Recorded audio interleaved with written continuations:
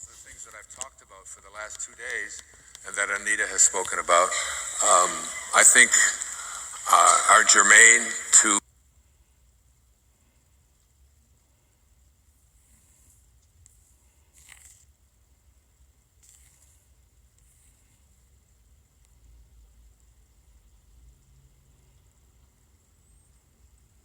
all of the things that I've talked about for the last 2 days and that Anita has spoken about, I think are germane to coming to a place of realizing what it means to live a God-realized life, and all it takes is an instant. It just takes one moment to turn your life around.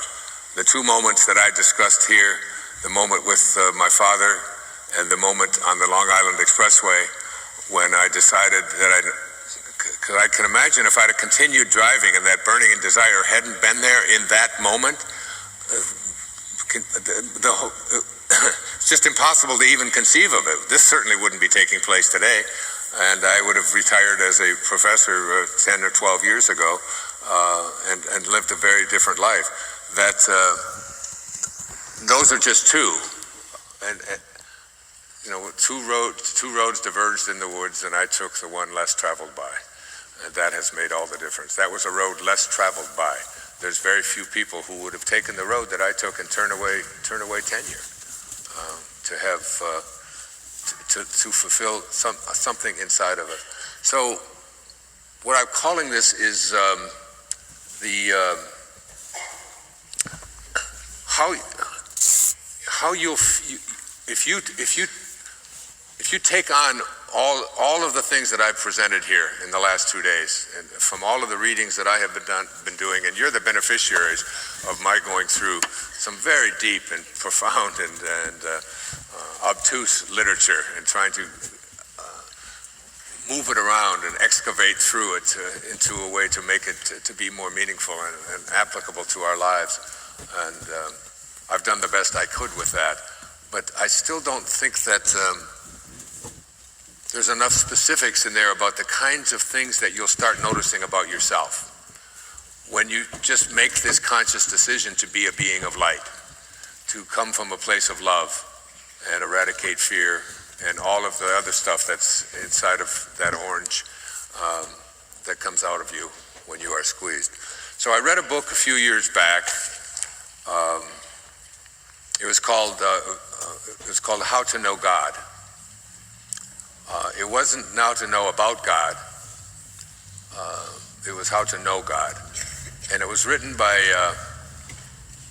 a great teacher in India named Patanjali or Patanjali. I use Patanjali, so I'll use it here. And it was a fascinating time in my life. This goes back maybe 10, 12, even further than that, 18, 19 years ago. And what I was trying to do was because I've always been so intrigued with people who are capable of performing feats that other people can't perform. It doesn't matter what it is, whether it's in athletics or whether it's in music. When I watch a great dancer, to watch a Baryshnikov in ballet, I mean, it's just to see the kinds of things that they can, because I'm intrigued by everything, and especially people who elevate themselves in the physical domain to be like the best in the world at what they be. The number one tennis player in the world today is Djokovic. First his name is Novak, yeah, there it is. Novak Djokovic. It's a very hard name. It's Djokovic, Nakovic, whatever it is. Number one player in the world, just made a decision. And what he did, he was a top 20 player, and he decided that he was going to go gluten-free. And they changed his diet around and decided that he was going to watch everything that he put into his body and to not put anything in there that was toxic. And in less than a year, he gives total credit to just that, of removing the toxic side effects of gluten in his diet and wheat, and was able to elevate himself. That it just takes a tiny little thing And I don't know if do you know, do they have baseball here in Australia? No? Well, I'm going to give you an example from it anyway. Pardon? My son's playing for Australia now. In baseball? Oh, so they do have some baseball. Well, in baseball, when you go up to bat, if you can hit an average of what they call 250, that means that every 12 times you go up to bat, you're going to get 3 hits. And that will make you an average professional baseball player. 3 out of 12 times. They throw the ball at you, you swing the ball, and you get on base. All right? And now that makes you an average player at the highest level. If you're going to bat .333, which is probably will win you the batting championship. You'll be the best batter in professional baseball if you bat .333. All you have to do is get 4 hits every 12 times you go to bat. So you're already guaranteed to get 3, otherwise you wouldn't be there, right? So you're a 250 hitter. So now you've got 9 more chances to get 1 hit. And just getting 1 additional hit in 9 times, and you ought to be able to do that because you're already a 250 hitter. And yet there's hardly anybody that gets there. There's such a small difference, a tiny little change where you just might bunt the ball and try to get on, or you might do something different. You might concentrate a little bit harder. You might do a little bit more practice or whatever it is, and you can go from being average to being a superstar. And this is true in virtually every profession and anything that you do out there.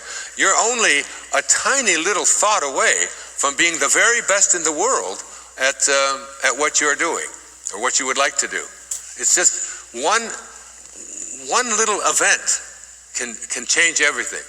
And Patanjali had 5, what I call the 5 aphorisms of Patanjali.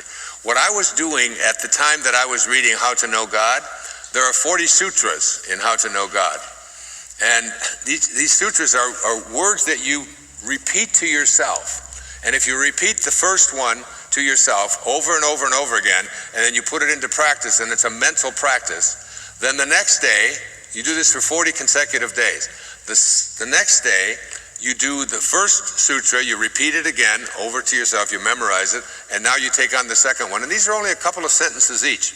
And then the third day, you take the first 2, and then you do the third. On the 15th day, you take the first 14 sutras, these things that are being taught to you about what it means to learn how to manifest, what it means to learn how to live at a magical level of consciousness, until ultimately you get to the 40th sutra, and you're able to do things that you never even imagined yourself able to do, including have a complete memory of the previous 39. And I got up to about 31 or 32, and my wife kept getting pregnant. It was her fault. I had to stop. It wasn't my fault. So I was practicing these sutras and seeing, there were things, because I watched something called the yogic races. And these are where they would have these yogis that would sit there in this position with their legs crossed. Now you just imagine yourself sitting like this, and then it's about 100 yards ahead.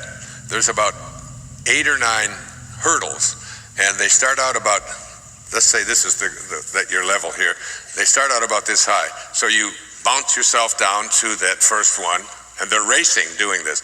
And then you lift yourself over this by just sitting in this position.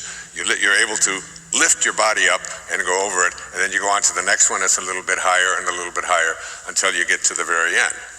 Now, try to imagine what it would be like to just lift your body, just get your rear end off of the ground, even for a split second. But you have the capacity, all of us have the capacity to do this. My teacher, Abraham Maslow, used to say, self-actualizing people must be what they can be. There is something inside of them that says, if I have the capacity to do it, I must figure out how to be able to make it happen for myself. This is what I have done recently. I had someone come in and say to me this morning, "You look so fit. I've been watching you for 20 years. You look better now than you did 20 years ago. You look stronger, you look healthier."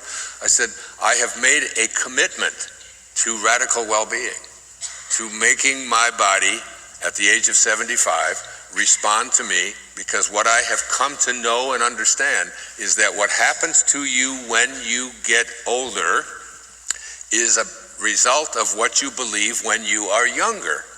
Even Alzheimer's is like the idea that when you're in your 20s and in your 30s and in your 40s, and you believe that the aging process is one in which you have to slow down, that your mental capacity begins to deteriorate, that your memory isn't quite as good as it used to be. I don't know if you've noticed about my memory, but I hardly used any notes the entire time that I was up here, because, and I'm not asking for applause, I'm just saying I have made a commitment to myself that I do not have to slow down, I do not have to deteriorate. I can do anything that I put my attention on, including travel to Australia and then travel to London and travel to Israel and do these kinds of things, because you make a decision now, whatever age you are, that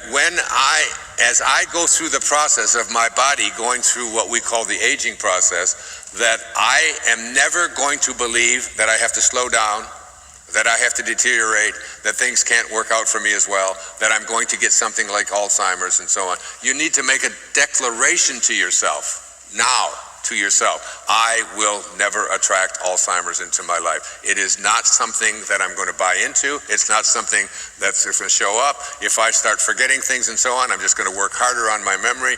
I have the capacity to keep myself from doing this. And I've had people say to me, "Aren't you afraid to say that? God's going to get mad at you and you're going to get Alzheimer's?" I'm just going to say, "Who are you?" If I got it. Why are you talking to me? So what you believe affects not only whether or not you get cancer and all the things that Anita and I were speaking about up there, it affects every aspect of your life. And there's not a reason in this world that all 1,000 people who are in this room cannot make a decision to their own radical well-being. And if you just make that decision, the universe will help you to fulfill it. Remember Thoreau's definition of success. If you advance confidently in the direction of your own dreams and endeavor to live the life which you have imagined, you will meet with a success unexpected in common hours. It will begin to show you. That's why I do the juicing. That's why I do the gluten-free. That's why I don't eat toxic foods and I eat organic foods. That's why I do these crazy coffee enemas and things like that, because I have an awareness that I can take this body of mine, and through my intention, I can make it as absolutely healthy as I declare it to be until I decide to leave this body. So this is what I was working at 20 years ago.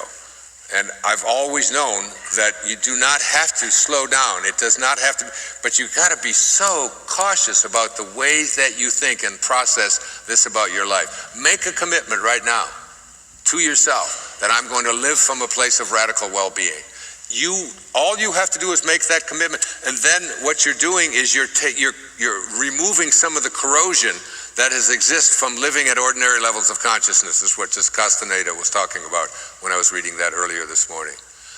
That corrosion starts to go away, and the universe sent me. I never made a decision that I was going to do juicing and coffee and gluten-free and all of that. After my experience with John of God and the healing through the entities and so on, and they're still with me because I've gotten pure. I haven't got time. If I had enough time, I would need about an hour to tell you how they made contact with me in Montreal just a few months ago. That I have an awareness that they're still here with me and guiding me.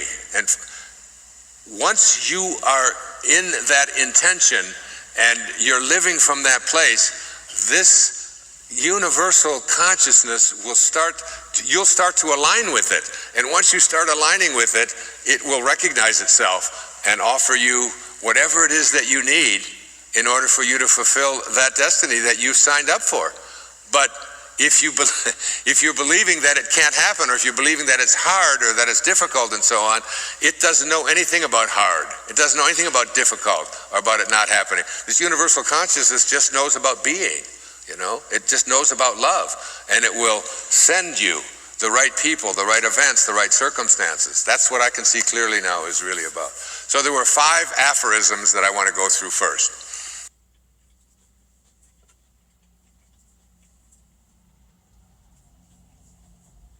The first is from How to Know God. By the way, what I was really working at doing 18 years ago was seeing if I could get myself to levitate, to see if I could just get myself off of the ground, even if it was just for a few seconds or so. And I was able to do it, just for a very, very short time. And then I had the thought, I could do this on The Tonight Show. This would be great. I could go out there and show the whole world how great I am and what I can do. Boom. And I was never able to get it again, because that's why all of these great spiritual masters from all over the planet, and particularly in India and so on, that's why they don't go on television. That's why they don't go out there, and because the minute that you involve the ego, all of this is done through God consciousness. And with God, all things are possible. And that leaves nothing out. The minute that you put your ego in there, you've edged God out and the possibilities for making it happen. If you're trying to do it for wealth or for fame or for ego or to prove yourself, to make yourself better, all of that is just a way of saying, I don't want to attract the angelic guidance that I would like to have. So the first of these 5 aphorisms says this: the central act of ignorance. Now, I'm using this word very carefully. Ignorance does not mean, it's not a pejorative term. Ignorance means uninformed. Just not stupid, but uninformed, just not knowing. All right? The central act of ignorance is called false identification with the world of the changing. This is really important. False identification with the world of the changing. When Vivekananda came to the West, this young, brilliant sage from India, living at Siddhi consciousness, Christ consciousness, gift of fish and loaves. It's a brilliant, beautiful soul. And he was asked the question, how do we get to this divine consciousness that you're living at? How do we get there? How do we get there? Like I was asking about finding me. How do you find it? Vivekananda said this. He said, in the springtime, go out and observe the blossoms on the fruit trees. He said, the blossoms vanish of themselves as the fruit grows. So too will the lower self vanish as the divine grows within you. You don't have to do anything.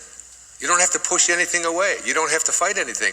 You just have to re-identify yourself. No longer identifying yourself as I am a person with a soul, but instead see yourself as a soul with a body, and who I am is the soul. Who I am is this invisible intelligence. The false identification is the belief, and the wish is fulfilled. It's got a lot about this in the 4th aphorism. This whole idea that it's what my senses tell me that make my reality. I brought a little book here. It's by Lao Tzu. It's the Unknown Teachings of Lao Tzu. It's called the Hua Hu Ching. And there are 2 things in here that I want to share with you. There's 81 verses here too. The 59th verse says, if you wish to become a divine immortal angel, then restore the angelic qualities of your being through virtue and service. This is the only way to gain the attention of the immortals who teach the methods of energy enhancement and integration that are necessary to reach the divine realm. These angelic teachers, the guidance that you ask for, the guidance that is there for you with all of these burning desires that have been placed into you, and you're saying, I don't know, I'm not sure, I can't afford that, I have to move to another city, I have to do that, I have to leave this relationship, I have to be away from whatever it might be. These angelic teachers cannot be sought out. It is they who seek out the student. When you succeed in connecting your energy with the divine realm, rather than the human individual realm, through higher awareness and the practice of virtue, the transmission of the ultimate subtle truths will follow. This is the path that all angels take to the divine realm. This is what I've learned being around this angelic guidance, particularly since my mother passed, is that if you want to attract this angelic, whatever you want to call it, this divine intelligence, if you want to attract it to you, you must be like they are. If you're in a state of anger or frustration or conflict, in A Course in Miracles it says, a mind at war with itself remembers not eternal gentleness. You came from eternal gentleness. When your mind is at war with itself, when you're in a state of conflict, I even say to people, praying to God, who is only pure love, is only oneness, to resolve your conflicts, if you just think about how impossible that is, because God is only oneness. If God were to recognize those conflicts that you live with, God wouldn't be God. God is oneness. And for you to say, I've got this problem, I got that problem. When you look at the prayer of St. Francis, the prayer of St. Francis, he says, make me an instrument of thy peace. He doesn't say, God, I don't have any peace. Will you please send me some peace? He says, let me be like you. Where there is hatred, he said, let me be love. Let me bring love and convert this hatred to love. Where there is darkness, let me bring light. There's no darkness switch when you go into a room. The way that you convert darkness to light is just by being light yourself. That's the secret. That's what this first aphorism is. Stop identifying yourself and you will start doing this as you become a being of light. Stop seeing yourself as this person who has problems, this person who has conflicts. If God is only love, as Anita was describing, and if it's only love, how could it recognize hate or conflict or fear or any of that? It couldn't. It's like you're just blowing into the wind. It makes no sense at all to the divine intelligence. You have to be, like it says here in the Hua Hu Ching, you have to be, if you wish to become a divine immortal angel, then restore the angelic qualities of your being through virtue and service. Be that. Don't ask someone else to do it for you and solve your problems. That's the first. And the second of this, and this is my favorite, it's the 60th verse of the Hua. The mystical techniques for achieving immortality are revealed only to those who have dissolved all ties to the gross worldly realm of duality, conflict, and dogma.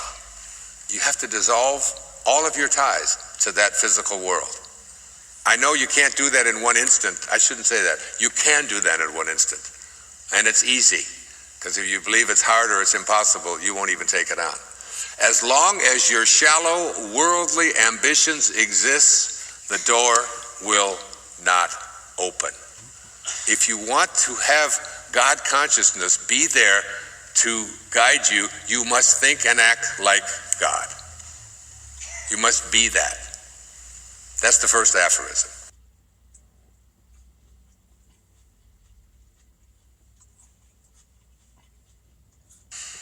The second is, the mind of the truly illumined is calm, because the peace of God within knows everything.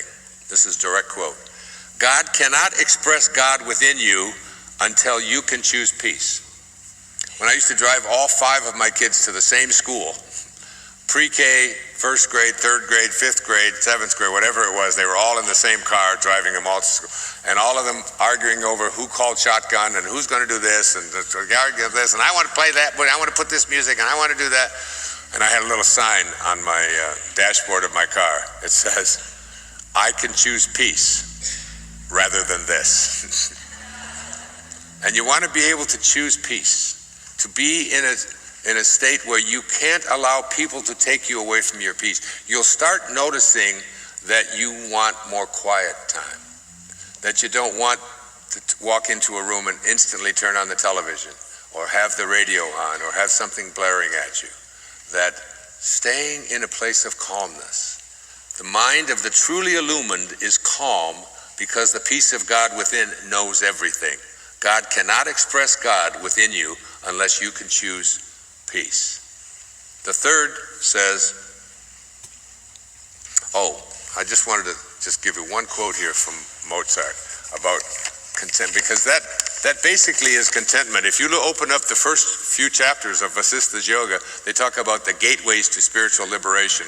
The first one is called contentment. Contentment means you're in a state of gratitude and you're in a state of peace for everything. There's a quote from Henry VI in Shakespeare that says, my crown is in my heart, not on my head, not decked with diamonds nor Indian stones, nor to be seen. My crown is called content. A crown it is that seldom kings enjoy. Content. Instead of judging and wanting the world to be different and everybody around you to be different, just a state of contentment. It's such a blissful, peaceful way to live your life. They say it's the highest element of self-actualization. A person who is content, not wanting anything to be different than what it is. I love this quote from Mozart. He says, now this is Mozart. I mean, he was like 4 years old or something and writing symphonies that we still watch and play all over the world. I mean, he says, when I am, as it were, completely myself, entirely alone and of good cheer, say traveling in a carriage or walking after a good meal or during the night when I cannot sleep, it is on such occasions that my ideas flow best and most abundantly. Whence and how they come, I know not, nor can I force them. I found this to be true for myself as well. I wake up in the middle of the night, 3, 4 o'clock in the morning. Rumi said, the breeze at dawn has secrets to tell you. Do not go back to sleep. Do not go back to sleep. Do not go back to sleep. I did all of my writing for Wishes Fulfilled and for Change Your Thoughts, Change Your Life on the Tao from 3 o'clock till about 6 o'clock in the morning when the world was quiet, when there was less distraction. Whenever I write, I have a sacred place. That sacred place is filled with pictures of my children, with every verse of the Tao, with beautiful flowers. I mean, plants that, I have fresh flowers always in my home. Like my second D, the one who works for me, is my co-author of Memories of Heaven. She brings me fresh flowers twice a week for the whole house, and particularly in my sacred space. And it's filled with crystals and mementos and just things that I love. And I swear I could put a broomstick in a pail full of dirt and it would sprout leaves. I mean, it's such a place of life. I've had plants in there that have been just on rocks. There's not even any dirt in there. I never even bother it. And they still keep blooming. They're orchids that just keep growing and growing. Find a sacred space in your life. Even if it's just one corner of your, it doesn't matter how many children you have, it doesn't matter how busy your life is, one little sacred spot that represents a place for you to retreat. And I can see clearly now, I talk about the serenity spot that I used to go to when I'd be at my office and all the students would be there and they'd be all jammed around and everybody would have questions for me and I would just sneak out the back door, walk down 2 flights, walk 1 block away to this park on Utopia Parkway, go in there, and I had a rock that I would sit on and I would just listen to the birds, and I just allow the wind to blow through what hair I had at that time, and just be in a sacred space. And sometimes it was only for 6 or 7 minutes, and just going to that peaceful place within. You'll find yourself seeking those places out. You'll find yourself noticing that when you get into the car, you turn the radio off. You'll find yourself noticing that when bad news, people start talking about it, you dismiss yourself. You say, excuse me, and you don't tell them why or anything like that. You just say, I just don't want that negative energy into my heart. When you watch people being beheaded, or you see all of the stories, and instead of telling more people about it and talking about how terrible that is and so on, you make a commitment to be a peaceful being who is going to send out the kind of energy that's going to make such things impossible. That's what you can do, and that's what you'll find yourself doing. You'll enjoy your peace. Quiet, for me, peace, meditation, that place that you can't divide. There's no substitute for it.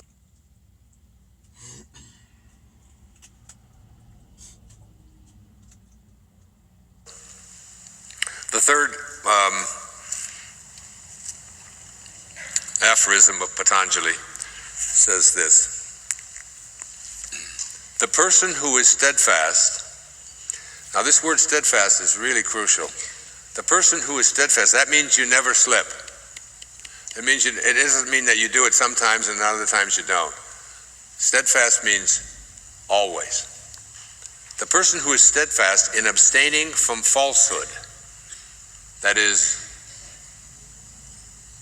never telling lies, not even exaggerating, always making a commitment to truth.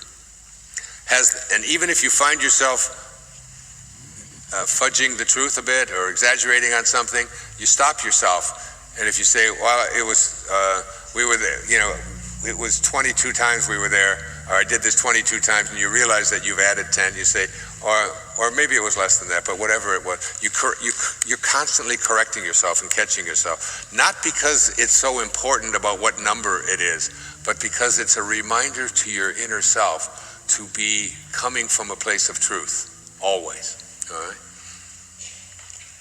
The person who is steadfast in abstaining from falsehood has the power to obtain for himself and others the fruits of good deeds without having to perform the deeds themselves. This is from Patanjali. This is so beautiful. I mean, I need 6 more hours just on this. This idea that as you elevate your consciousness, you don't have to go out there and perform and do all those things. You can allow, it will start showing up for you. It'll happen for you. Coming from a place of perfect love, and that the universe, you don't have to go out there and do all of these things and make it happen. You don't have to work so hard. Other people will do that for you. And they won't be able to stop themselves from doing it. They'll want to serve you. They'll want to help, because that's the place that you're coming from. I must read to you volume 2. How's our time? Oh, we're okay. Page 109. This collections of writing, by the way, is just, it's like spiritual porn. Okay, I mean, it's just... It's just so good.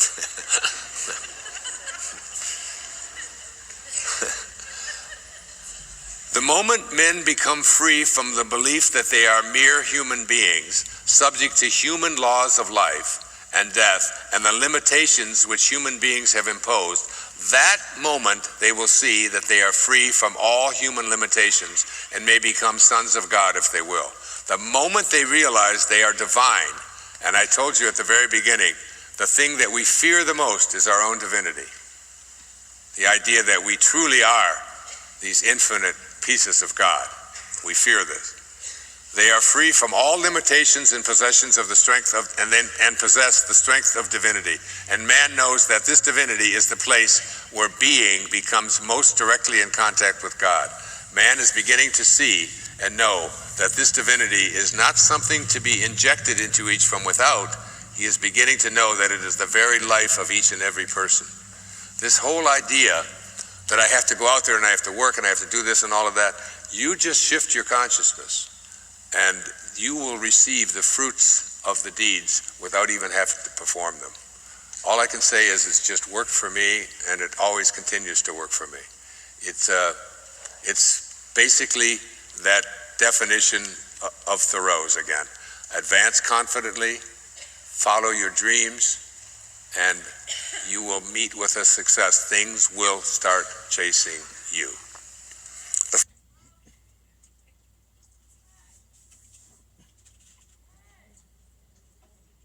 fourth aphorism says this: when you are steadfast, I love these last two, when you are steadfast in the abstention of thoughts of harm, when you are steadfast in the abstention of thoughts of harm directed towards yourself and others, that all living creatures will cease to feel fear or enmity in your presence.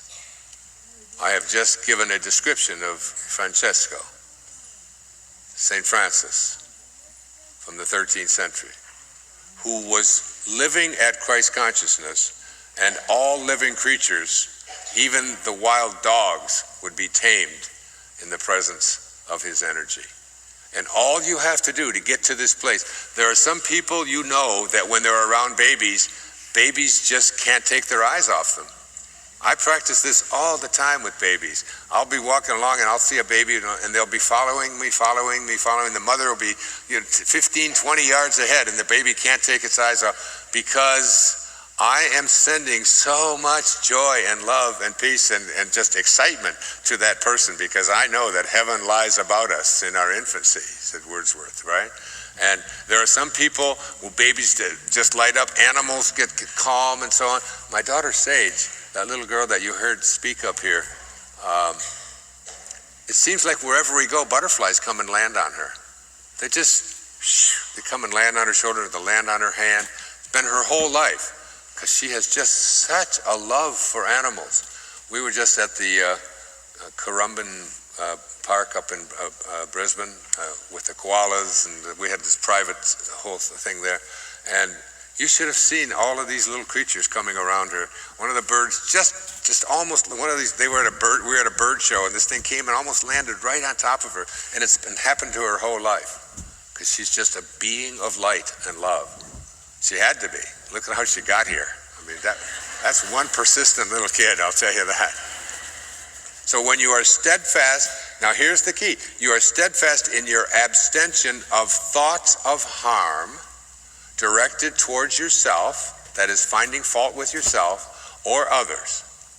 You just don't have thoughts like that anymore. And when you do, you catch yourself.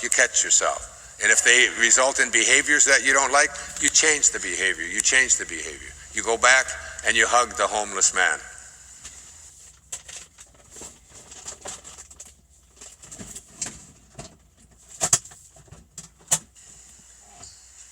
Five.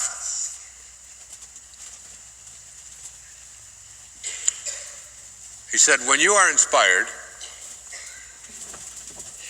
by some great purpose, some extraordinary project, all of your thoughts break their bonds.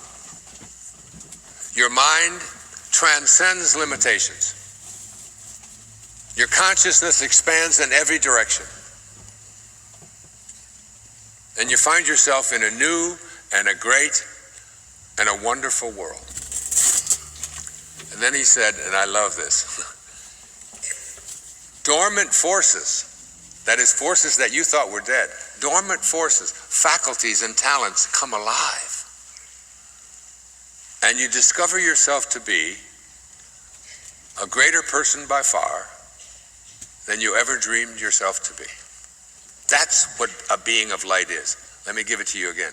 When you are inspired, that is in spirit, inspirado, when you are not in form, getting information, but in spirit, getting inspiration, when you are inspired by some great purpose, some extraordinary project, whatever it is, all of your thoughts, they break their bonds.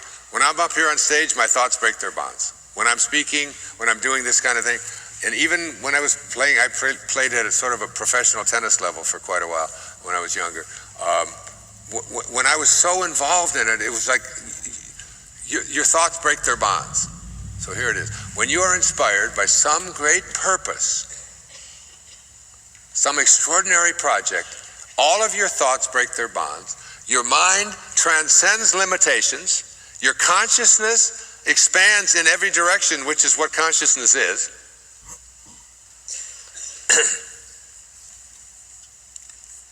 Your mind transcends limitation, your consciousness expands in every direction, and you find yourself in a new and a great and a wonderful world. You're living in a different world. All you have to do is become inspired with some great project of whatever it might be, and it only has to have meaning to you. And then he said, dormant forces, that is all of these things, this angelic guidance that I was speaking about, which you have to be like it in order for it to recognize you, because it doesn't recognize lower energies, because higher energies don't even know that they exist down here. So if you're down here, you can't attract it. It's only when you're up here. That's what happened for me when I had the healing of my knee with Saint Francis in Assisi. That's what happened when I went to the bank that morning with Cheyenne, and forgetting about myself. Not because I'm great or wonderful, that's just what I was doing. I just was forgetting about me and saying, how can I make sure I serve this person? When you're doing that, dormant forces, faculties, and talents come alive, and you discover yourself to be a greater person by far than you ever dreamed yourself to be. You discover yourself to be God, which is what all of the spiritual literature tells us to do anyway. It's all over the Bible. It's all over the Bhagavad Gita. It's all over the Quran. You can read all kinds of references to that. So those are the 5 aphorisms of Patanjali.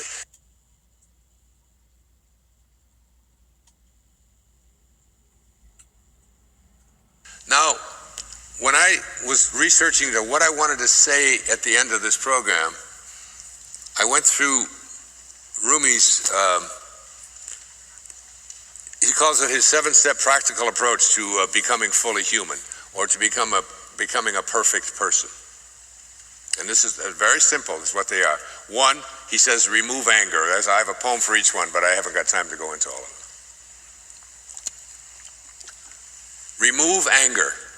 What is anger? Anger is an absence of peace. Anger is you saying to the world, what I see shouldn't be the way it is. If it is only the way I want it to be, then I wouldn't have to be unhappy right now. And you think, a lot of people think, I can't get motivated, we can't change things without anger. The best way to change anything, said Rumi, is through love.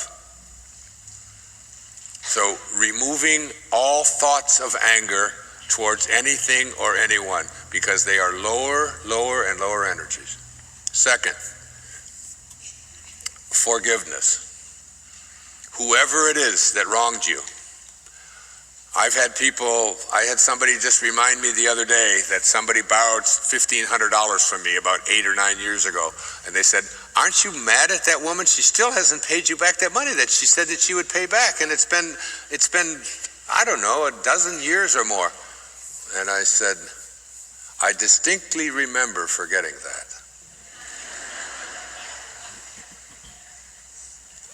It's forgiving and forgetting and letting it go. That anything or anyone who has wronged you in any way, send them love in your consciousness. And I'm talking about the hardest things of all. Sometimes it's the abuse. I mean, I can't tell you how many hours and hours of therapy that I have conducted with people who were sexually abused by a relative or were abandoned or whatever. And it was only when I was able to finally get them to the same place that I was at in Biloxi, Mississippi on the 30th of August in 1974, where somehow the impersonal self said, go back and send love if you want to change your life. And that moment when I took my seatbelt off and walked back there and sat there, said those words, I watched myself do that, and I didn't even know who I was. I didn't even have I was 34 years old. I had no idea about all of this stuff I've been writing and talking to you about this last 2 days. but yet it was still coming out, because those burning desires become so strong that you'll find yourself acting in those ways. Forgiveness is the fragrance that the violet sheds on the heel that has crushed it. Be a person who only sends love. Be a person who is the orange, that no matter what is said to you, no matter how you're squeezed, the only thing that comes out is divine love, the love that is given to us by our source. Here's the third one from Rumi. Surprised me. He said, refrain from speaking ill of anyone ever. This has been the hardest one for me, because it's just so easy to talk shit about people, isn't it? And they just give you so much stuff to talk about, you know. The way he did that, and she did that, and this one did that, and all of that. And to stop yourself. Now when I have people around me, and I have some people around me who have a habit of doing this, always talking negative about somebody, saying something about, I find myself saying, reminding myself, yeah, but she's really a nice person, or that, and now I'm telling them, I am working myself on not engaging in conversations which are put-downs of anyone else. But Rumi goes further than that. He says, not only that, but you are obligated to hide the faults of others, to protect anyone else from even knowing the things that you know about someone. That's the real challenge. Just be that person who knows something about someone that might be uncomfortable to know, or might be illegal, or might be immoral, or whatever it might be. And not only don't talk about it, but protect that person from ever having to have that information go any place. Be that person if you want to understand what it's like to be a being of light. And you know, it gets easier and easier to do. I find myself slipping. I slipped back into it a couple of days ago when someone was saying something about someone that we all knew, and then I stopped myself and I said, I'm really working on not saying these kinds of things about anyone. Who am I? Who am I to judge anybody else? No judgment, no criticism, no condemnation towards any of God's children. That's how we are implored to behave if you want to be a being of light. And what happens is you'll find yourself only thinking loving thoughts towards others as well, and overlooking their foibles, because who doesn't have them? The fourth is compassion.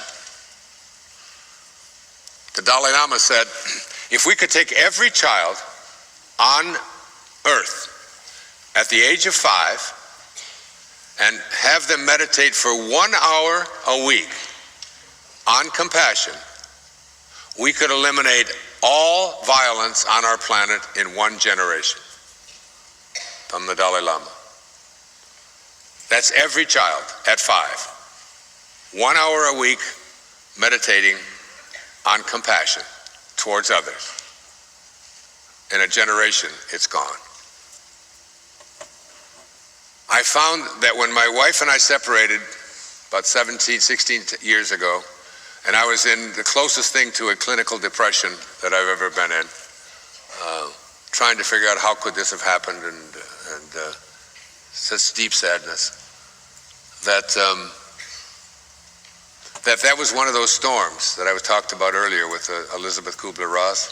If you shield a mountain from the windstorms, you'll never see the beauty of the carvings. The storms of our life, that storm produced a book called The Power of Intention. It also converted me from being more of an ego-directed sort of smartass in a lot of ways, the way I dealt with people, to being a compassionate, kind, loving person. It took me to be in that space, and I now know exactly why, and give great gratitude and thanks. And it's the only way the impersonal self, God, consciousness, could ever get me to get to where I have to be what I signed up to be, the teacher that I am today, and the teacher that I'm heading towards in the future. It was by becoming a more compassionate person. and being less flippant in my responses when I was on the radio and on television and so on, and finding a place of kindness and an opportunity to just put my arm around someone and share just a moment of love. I found that I became a healer in that process. Because Jesus said, you are not healed by me. You are healed by what? Your faith. It is your faith in your ability to be healed or to heal that will heal you, not in someone else. The fifth of the 7 steps for becoming a fully human person that you'll find yourself noticing is that you become you live from a place of humility. In the Tao, the whole Tao is filled with all of the importance of being humble, of not telling people how great you are. There's 27 verses in the Tao that refer to water, that water is the strongest substance on earth. If you take the hardest substance there is and let water run over it, eventually it'll wear away whatever it might be, the hardest substance there is, whether it's granite or whatever. Eventually, the softness of water will triumph. And water always stays low. It goes to the lowest point. And it always knows that all of the rivers and all of the raging things above it will ultimately come to it. A place of humility, a place where there was a time in my life when I was always the center of attention at gatherings, at social gatherings and so on. I'm very verbal. I know a lot. I have a lot of words and so on, and can tell stories and get people excited and all of that. And I used to have people gravitate towards me and enjoy that. Now it's the opposite. Now in a social gathering, if there's children around, I'm with them. If there's babies, I have them. I'm talking to them about God. You better tell me what you know about God. I know you know. I know you know. Come on, you can tell me. And or I even around my children now, when we're all gathered at the table, we're all eating. I just stop, button my lip. I find even how easy it is now to avoid arguments of any kind, because you play it out in advance before it even comes. If I say this, she said that, and then she's going to say that, and I'm going to say that. You can do all of this in 3 seconds. Shoop, shoop, shoop. And you just say, I think you're right, honey. Thanks for pointing it out. And you just let it all go. You know, it's practicing humility. The 6th is contentment, which I already talked about, state of gratitude, contentment. And 7 is generosity. I pride myself on being the most generous person I've ever known, of all the people I've ever met. I give away virtually everything I make. And I take great pride in, and it's the weirdest part of it is that the more I give away, the more that just seems to keep coming back. Almost what you can't even stop it. It gets to be a... So, those are Rumi's 7 practical steps. Removal of anger, forgiveness, never speaking ill of others and hiding others' faults, compassion, humility, contentment, generosity, and just watch things flow to you.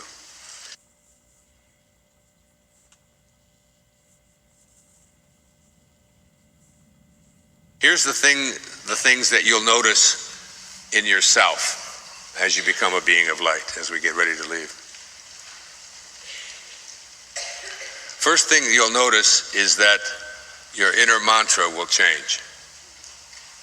The mantra of the ego is, what's in it for me? The mantra of the higher self is, how may I serve? My inner mantra for a good portion of my life, my 20s, 30s, 40s, was, what's in it for me? How much can I get? My mantra today is, how may I serve? How many people can I reach? How can I even be more generous with what I have? And it will become an automatic thing. As you become a being of light, you'll want less and less and less, and you want to give more and more and more. you'll notice the sense of humility. And you'll start seeing yourself aligning with God. I love the salt dao. Think of the ocean as God. And think of a salt dao. Here's from Ramakrishna. Once a salt dao, that's a dao made out of salt, went to measure the depth of the ocean. No sooner was it in the water than it melted. Now who was left to tell the depth? Think of yourself as like a salt dao and the ocean as God. And you melt into God. Where the path to God ends, the path in God begins. You begin to be and act like God. Become a salt dao. I think that's such a wonderful image, a salt dao. And as I go into the ocean, I just melt and become one with it, instead of trying to be separate. Some of these I've spoken about before. You'll start seeing yourself having a burning desire for radical well-being. I'm working right now at seeing how healthy I can make myself. And at what high a level I can make my body function at things that I never thought were possible before. With my eating, with my exercising, with my meditating, with what I read. I find myself spending 3-4 hours a day now just reading, spiritual literature that thrills me to do so. You'll find that you'll begin to see the unfolding of God in everyone that you encounter. Rather than seeing appearances, rather than seeing what the person looks like, rather than seeing their age, rather than seeing the color of their skin, rather than seeing their religious beliefs, rather than seeing what they're wearing and so on. I tell a story, and I can see clearly now, of Dr. Fritz Radel, who was my doctor, who was the best professor I ever had at the university.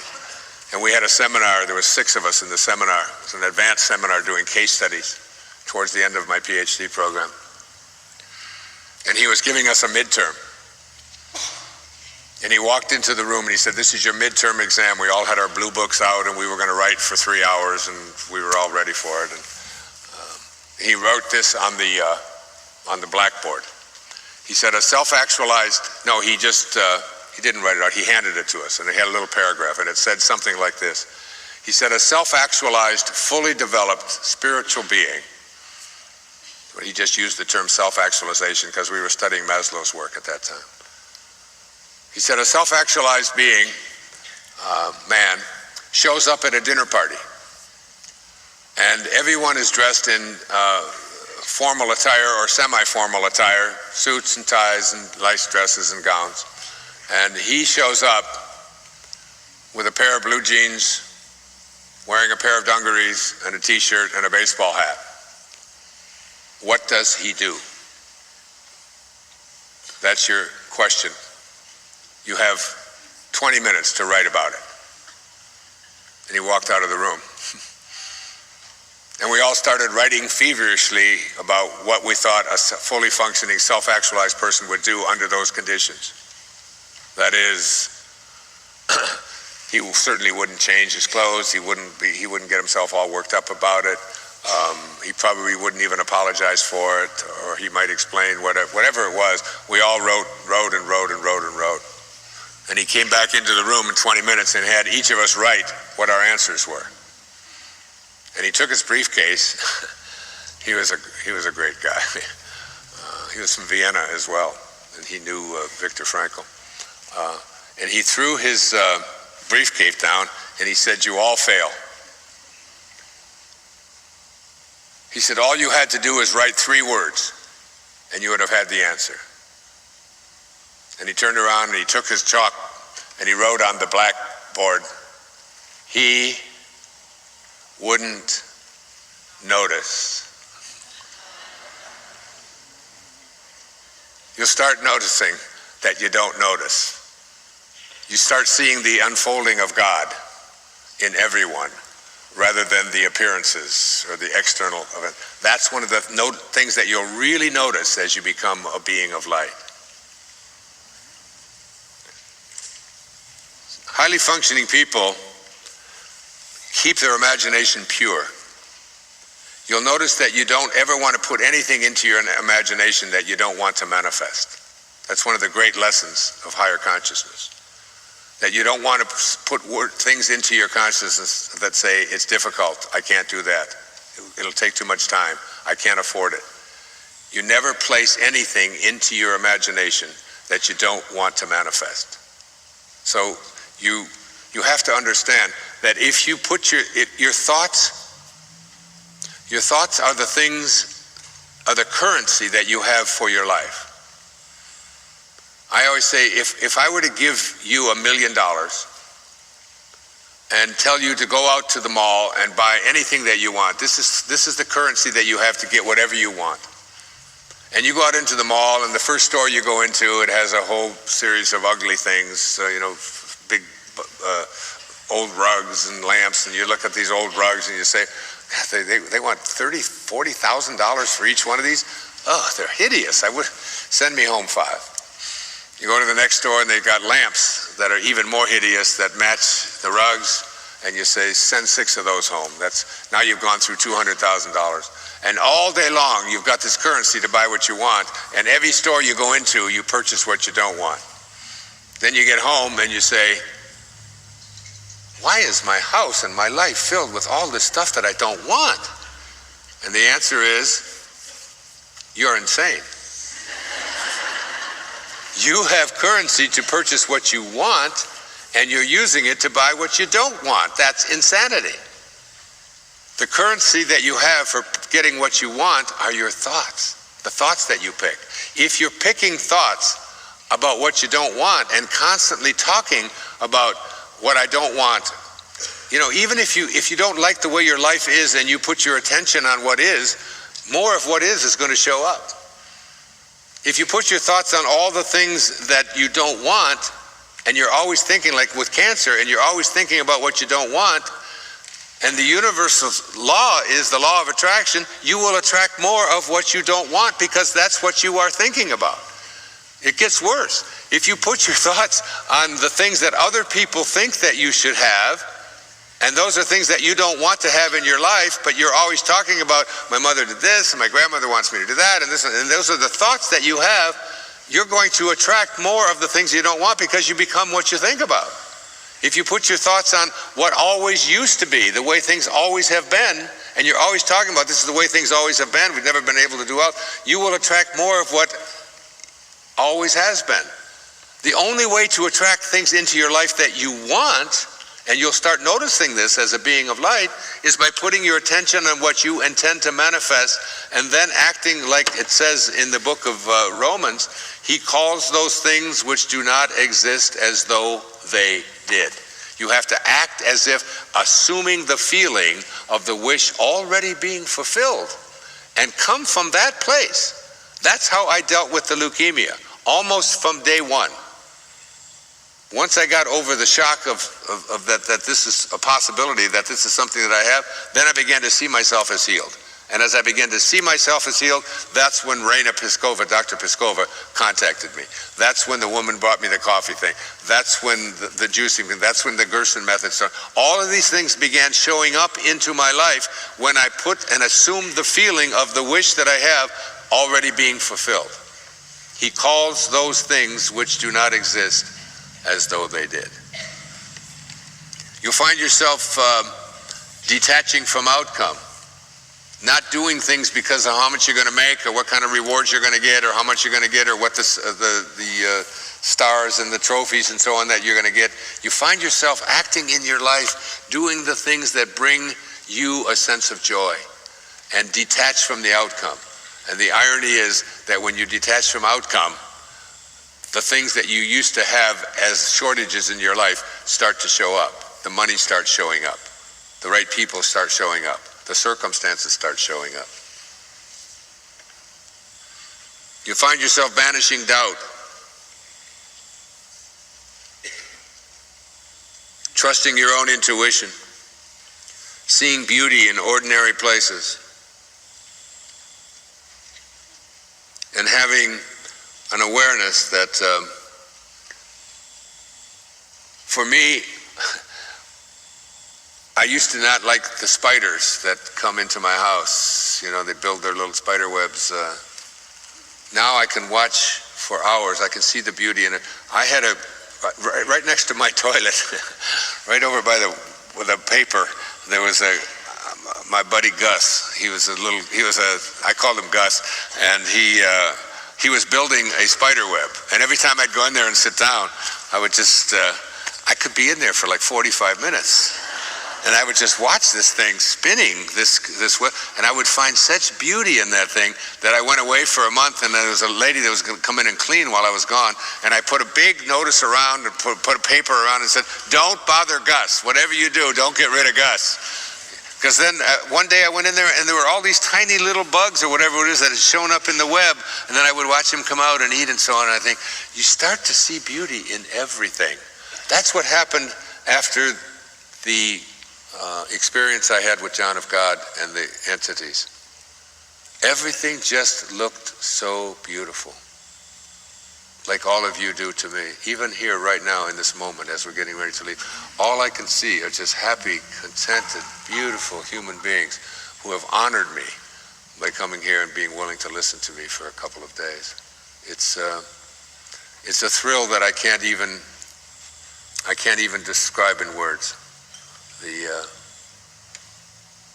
The tiniest little things now send me into paroxysms of joy and excitement.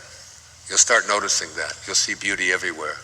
You'll see it even in people that you used to think were unappealing or unattractive. You'll see it in poetry. You'll see it even in the music that you listen to. Life just becomes this moment-to-moment ecstasy. That's what you'll start noticing. That's what you'll start seeing. You'll start seeing this, I had a little checklist of things like, you'll start having aha moments or eureka moments. Oh my God, that's what it is. You get struck by awe and wonder. Sell your cleverness. Purchase bewilderment. Doesn't watching that Hubble telescope thing just send you into like, where in the hell are we? What is this? You'll start seeing that in almost anything. You'll stop when we were coming out of the hotel right next door here. Just go into the lobby and look at those orchids. There's about 6 or 7 plants of the deepest, most purple orchids. And Cal, who was taking me over there, we were going swimming last night. I said, "Wait, just give me 1 minute to look at these orchids. You'll see awe everywhere. You'll be visited by sudden sense of peace and calm. Inspiration comes to you quickly. Unexpectedly, you feel loved, not by a person, but just loved. I feel that all the time. I just feel so loved. I walk into a room like this in a country in an opposite hemisphere from where I live, and I walk into this. Why I notice I always walk in from the back. I don't walk out here to make an entrance. I walk in, and I want to feel the love that's here, because I know you wouldn't plunk down the money that you did and give your time if you didn't have a sense of love and expectation of something beautiful. And it's such a wonderful feeling to have. Sometimes you'll just think of a person's name, and the next moment that person will appear for you, or they'll call you on the telephone. This kind of stuff will happen more and more. You'll find you have a particular desire and it gets fulfilled on its own.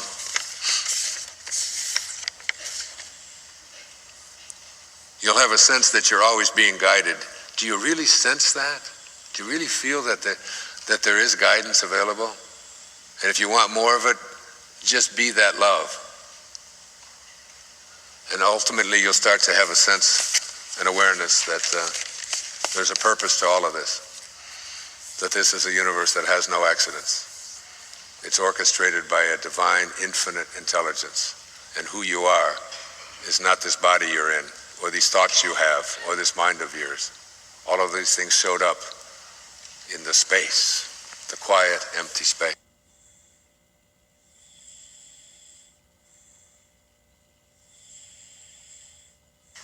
Here's Rumi as we close.